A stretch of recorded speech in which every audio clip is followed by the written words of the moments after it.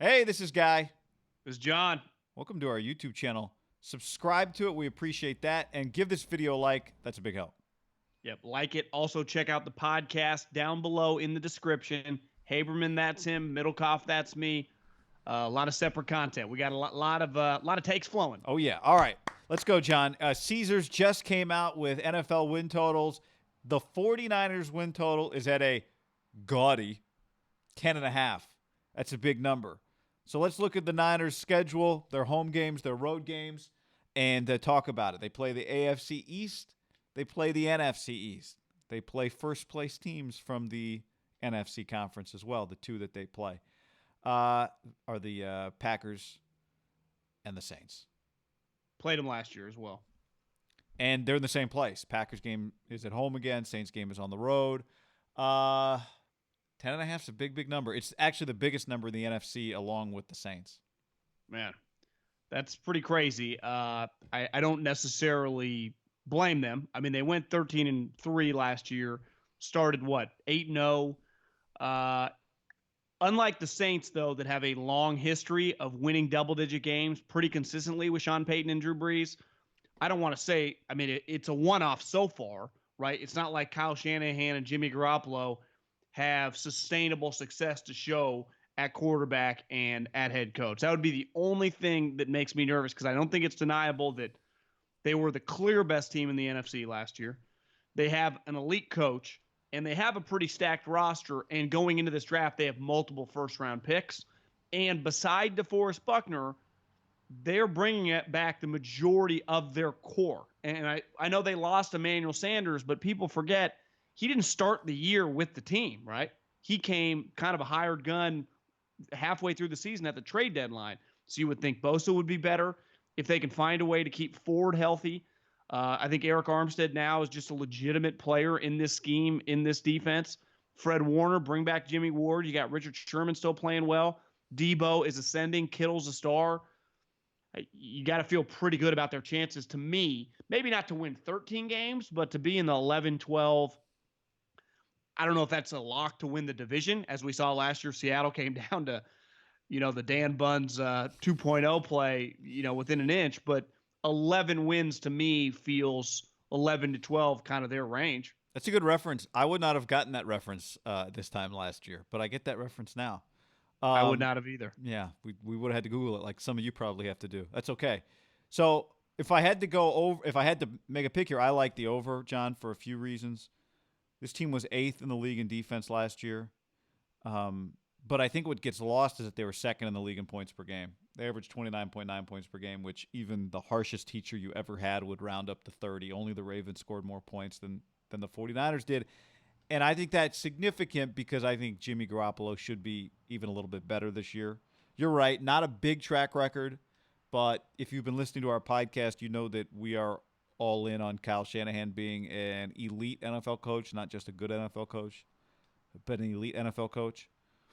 And then the last thing before we get into the schedule part of it, I think the 49ers are in a really unique position this year in that they have now the confidence that they can win the Super Bowl, even though they didn't do it. They had the lead late, coupled with, I think, the kind of motivation that comes from being so close and not getting the job done. You don't get that many times. If they go to the Super Bowl and lose it again, I don't think they'd even come back next year. It would be hard. I think there'd be more of a hangover. But having the confidence this year that they didn't have last year, coupled with kind of that hunger, I think is unique. So I think they're in a really unique spot, which is why I like them to win more than 10.5 games this year. Now, to me, the counter would be their division, which off the top of my head, they went 5-1, right? They split with Seattle, swept LA, swept Arizona. That's correct. The Rams games are just going to be difficult. Whether they are a playoff team, like the previous 2 years, I don't know. But as we defended them a little bit last year, people acted like they sucked. They went 9-7. In 2020, they would have been in the playoffs. And it took the Niners at home toward the end of the season a hell of a Jimmy Garoppolo game to beat them and a blown coverage. Remember when Jalen Ramsey was screaming at Taylor Rapp for screwing it up? So Arizona, to me, is going to be better. I think we all agree Kyler Murray is the better Oklahoma quarterback in the NFL right now. Like, Every single team would take him over Baker Mayfield. They add Hopkins. They have a top 10 pick. You'd think Kingsbury's a little more comfortable. And then Seattle is just, the Niners kryptonite. I mean, they're just the team that I don't care who's on their roster, whether Clowney comes back, whoever they draft. I'm just chalking them up for double-digit wins and in the mix right in December to win the division. Yeah, right? I think when you look at this division, you could be impressed with a team and settle on 3-3 for any of the teams, because you would say that if you go 3-3, that means even if you've swept the Cardinals, let's say, which to your point, not everyone's going to do, is going to be hard. That still means that you're beating one of those other three teams, even if you get them at home. That's not overly impressive, but I think 4-2 is going to be tough for anybody in the NFC West this year. And probably I have the least amount of, if I'm a Niner fan, player, fear for the Rams, just because I go, you're a little top heavy, we can take advantage of you. I think the team that was kind of like, whoa, they match up pretty well is just the Arizona Cardinals. I mean, that quarterback gave the Niners fits. Chandler Jones, whether it's their backup tackles or Joe Staley and McGlinchey, he fucking owns the Niners. I mean, every time Chandler Jones plays the Niners, he's the best player on the field. And I just think adding Hopkins with their offense that was already kind of just tricky, because you got Kyler.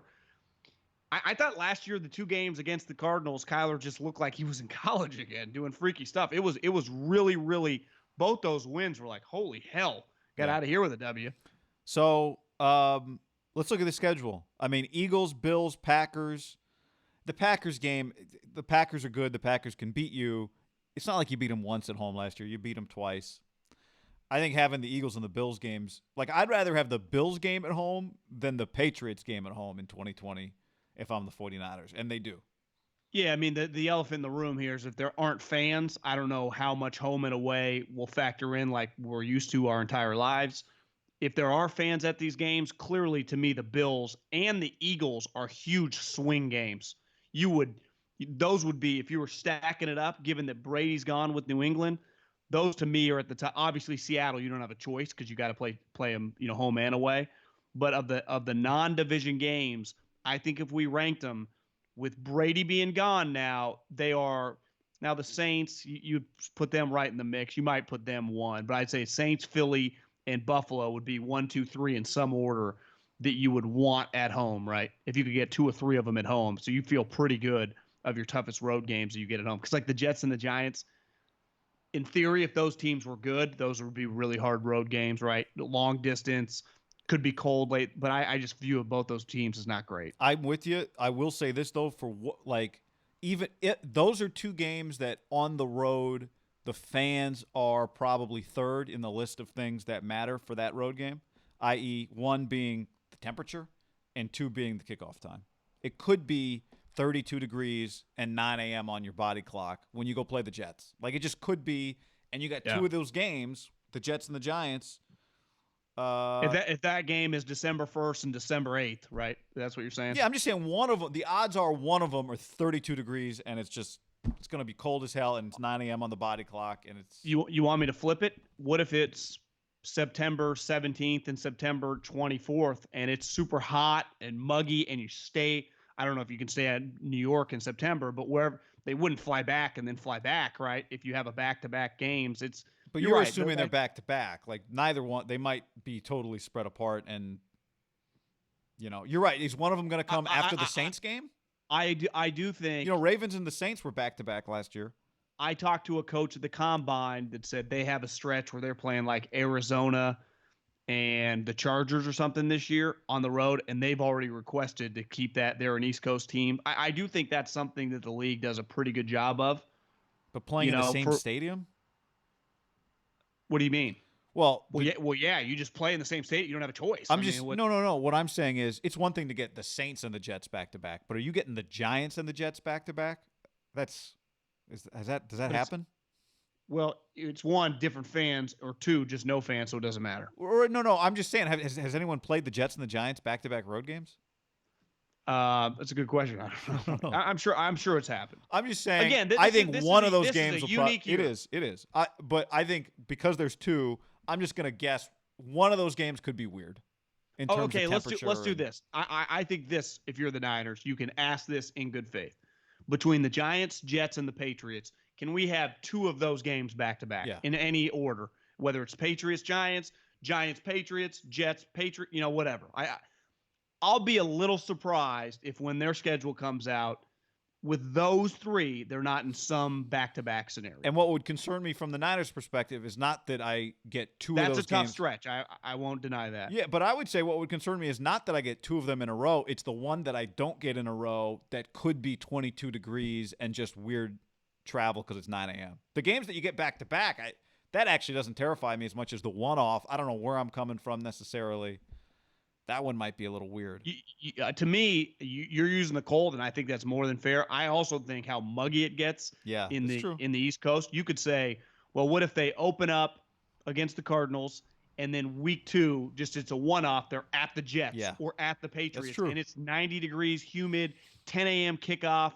Remember last year, now granted it was a monsoon, but it wasn't a cold monsoon. It was like one of those October rains in Washington, and it's just games get weird sometimes in the Northeast. So you're going over 11 wins? As a gambler, I would say just don't touch this because you could have a good season, be 10-6. Yeah. Given this division, you could win the division at 10-6 just because there could be two teams, maybe a split 2 10-6 teams and a 9-7 team. I would say, though, the 49ers, the way I'd look at them, anything less than double digits is a massive failure. Like the expectations are to say win the Super Bowl is unfair, but I think anything less than the playoffs is just a kick in the dick. Well, so I'm in the 10-12 range. I guess if you just got to get to 11, so if you go to 10-12 range, you get 11 or 12. Yeah, I'd probably lean the over. I'd lean the over too, given part of it, the intangible. I think this is a unique year for them in terms of having motivation, but also being extremely confident. Let us know what you think about the Niners over-under. I'm sure it'll change, John, and when it does, we'll be here on this YouTube channel.